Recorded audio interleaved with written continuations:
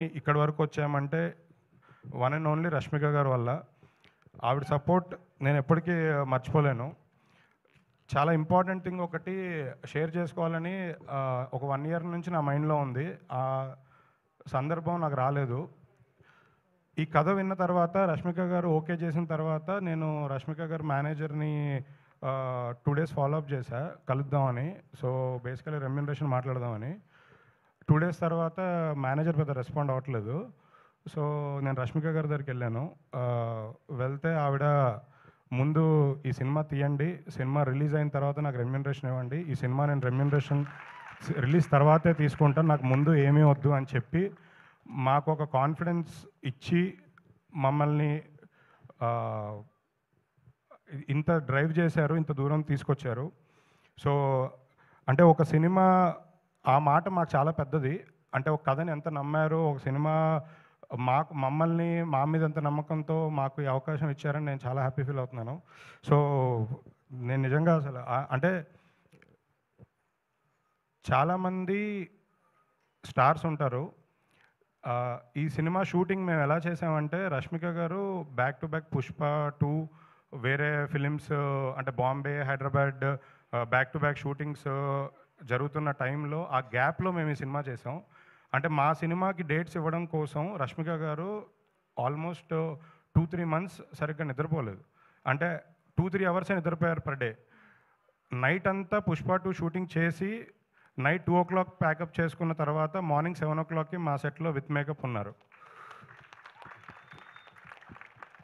వేరే సినిమా కోసం ఫారెన్ వెళ్ళి షూటింగ్ కంప్లీట్ చేసుకొని ఫ్లైట్ హైదరాబాద్లో 4 o'clock ల్యాండ్ అవుతే అక్కడి నుంచి అన్నపూర్ణ స్టూడియోకి వచ్చి డ్రెస్సింగ్ రూమ్లోనే రెస్ట్ తీసుకొని మళ్ళీ 8 o'clockకి మా సెట్లో రెడీగా ఉన్నారు. అంటే ఇలాంటి థింగ్స్ చేయడం, అంటే ఇలా వర్క్ చేయడం, ఈ డెడికేషన్, ఈ హార్డ్ వర్క్ చాలామంది స్టార్స్ ఉన్నా అందరిలో ఉండదు. సో ఇది నాకు నిజంగా అనిపించే real difference between real star and so called other Bollywood stars.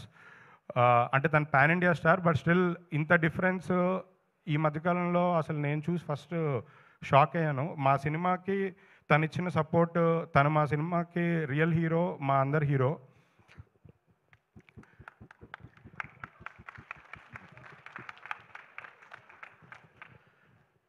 ఈ సినిమాకి రష్మిక గారితో పాటు అంతే ఈక్వలెంట్ పర్ఫార్మర్ హీరో కావాలి. మేము చాలామందిని చూసాము.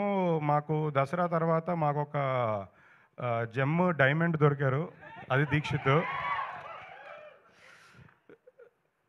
అంటే ఈ సినిమా తర్వాత దీక్షిత్తో తెలుగులో కంటిన్యూస్గా సోలో సినిమాలు వస్తూనే ఉంటాయి. నెక్స్ట్ 10 years సినిమాలు చేస్తూనే ఉంటారు తెలుగులో. అంటే అదర్ లాంగ్వేజ్లో కూడా తను చేస్తున్నారు కాబట్టి తెలుగుకి ప్రిఫరెన్స్తో, తెలుగుకి ఇంపార్టెన్స్తో తెలుగు సినిమాలు బాగా ఎక్కువ చేస్తారని చెప్తున్నాను. ఈ సినిమాకి మా టెక్నీషియన్స్ అందరికీ స్పెషల్ థ్యాంక్స్ అండి. బ్యూటిఫుల్ విజువల్స్ ఇచ్చిన మా డిఓపి కృష్ణన్ వసంత్ గారు అండ్ అదర్ టెక్నీషియన్స్, స్పెషల్లీ మా మ్యూజిక్ డైరెక్టర్ హేషామ్. తను ఇవాళ రావాల్సింది, అంటే వాళ్ళ ఫ్యామిలీ హెల్త్ ఇష్యూస్ వాళ్ళు రాలేకపోయారు. స్పెషల్ థ్యాంక్స్ టు హేషామ్ గారు, మాకు సపోర్ట్ చేసి మంచి మ్యూజిక్, మంచి ఆల్బమ్ ఇచ్చినందుకు thank you so much. Last thing అంటే అప్పుడు మాట్లాడినవారేమో అని ఇప్పుడే మాట్లాడుతుంది.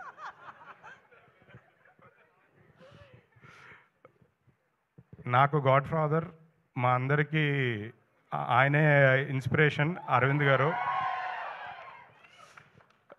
అరవింద్ గారు లేకపోతే నా జర్నీ లేదు, నేను ప్రొడ్యూసర్ అయ్యేవారిని కాదు, నేను అసలు ఏమీ లేదు. ప్రాబ్లీ అక్కడెక్కడో కూర్చొని మీ అందరితో పాటు నేను కూడా పాసెస్ తీసుకొని వచ్చేవాడిని ఈవెంట్కి. నన్ను ఇక్కడికి తీసుకొచ్చి నన్ను నిలబెట్టిన అరవింద్ గారికి thank you so much sir. ఇదైతే ఎంతసేపు అయినా చెప్పొచ్చు సార్. దాని thank you so much Dheeraj గారు. అండ్ చెప్పాను కానీ బంచ్ కాదు, నాకు బ్రదర్స్. నన్ను ఈ సినిమా జర్నీలో ఫస్ట్ నుంచి, సినిమా కాదు దీని ముందు సినిమాల జర్నీ నుంచి కూడా నాకు సపోర్ట్ చేసిన మా వాసు గారు, ఎస్కేఎన్ గారికి స్పెషల్ థ్యాంక్స్. అంటే వాళ్ళని నేను ఎప్పుడు గెస్ట్లుగా ఫీల్ అవ్వలేను. సో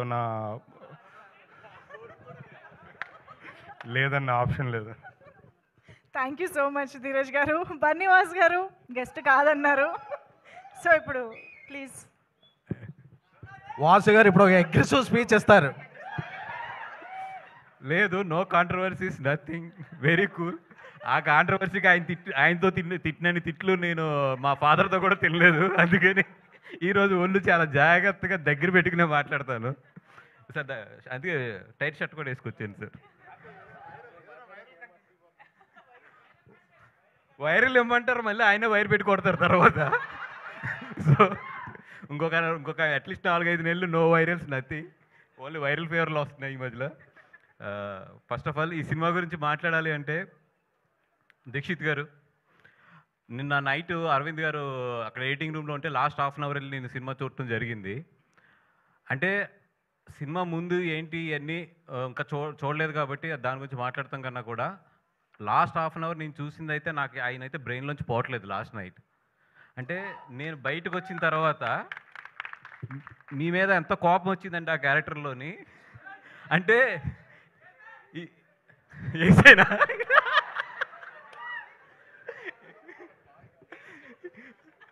అంటే దాంట్లో 2 మీనింగ్లు వస్తాయి. ఏ మీనింగ్ కరెక్ట్గా చెప్పండి అది.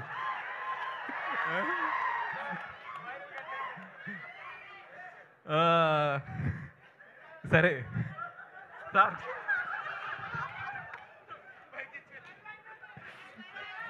ఓకే పక్కన పెట్టండి.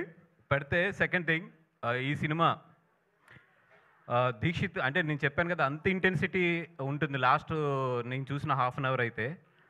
అది కాకుండా ఒకటే ఏంటంటే రష్మిక, మా గీతార్స్ గీత, అండ్ ఇప్పుడు భూమా.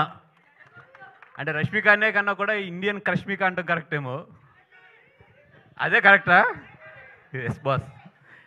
అండ్ నాకైతే మాత్రం ఆ లాస్ట్ హాఫ్ అన్ అవర్ నేను చూసింది అయితే మాత్రం నిన్న నైట్ నుంచి కూడా నా బ్రెయిన్లోంచి అయితే పోవట్లేదు, అంత ఇంటెన్సిటీ ఉంది. ఒకటే నేను క్లియర్గా చెప్పగలను, థియేటర్లో కూర్చున్న 50% to 60% ఆఫ్ అమ్మాయిల కథ ఇది. ఎందుకంటే చాలామంది అమ్మాయిలు ఎస్పెషల్లీ ఇంట్రోవర్ట్స్ ఎవరైతే ఉంటారో వాళ్ళందరికీ కూడా ఈ సినిమా చాలా బాగా కనెక్ట్ అవుతుంది. అబ్బాయిలు మీరు మాత్రం మీ గర్ల్ ఫ్రెండ్తో ఈ సినిమాకి వెళ్తే మాత్రం క్లైమాక్స్లో చాలా జాగ్రత్త. మీరు మంచి పర్ల అది ఉంది. మీరు సినిమా అయిపోయిన తర్వాత లేచేటప్పుడు మాత్రం చాలా జాగ్రత్త. ఎందుకంటే మిమ్మల్ని ఆ అమ్మాయి హగ్ చేసుకుందంటే మీరు చాలా మంచి బాయ్ ఫ్రెండ్. మిమ్మల్ని ఏమీ మాట్లాడకుండా సైలెంట్గా ఫాలో అవుతుందంటే మాత్రం మీరు డబల్ చెక్ చేసుకోండి. ఏ రియాక్షన్ లేదంటే మీరు కారు ఎక్కిన తర్వాత లేకపోతే ఇంటికి వెళ్ళిన తర్వాత మాత్రం మీ చెంపలు మాత్రం జాగ్రత్త. అండ్ ఒకటే ఏంటంటే, అమ్మాయి ఈ థియేటర్లోకి వచ్చేటప్పుడు అమ్మాయి ఎలాగైతే ఉంటుందో వెళ్ళేటప్పుడు అయితే మాత్రం అలా ఉండదు. సో బాయ్ ఫ్రెండ్స్ అందరూ కేర్ఫుల్, భర్తలు అందరూ కూడా కేర్ఫుల్ మీ భార్యలతో వచ్చినప్పుడు. అంత మంచి సినిమా. అంటే నిజంగా ఇంత మంచి పాయింట్ని, చాలా సెన్సిటివ్ పాయింట్ని టచ్ చేసిన రాహుల్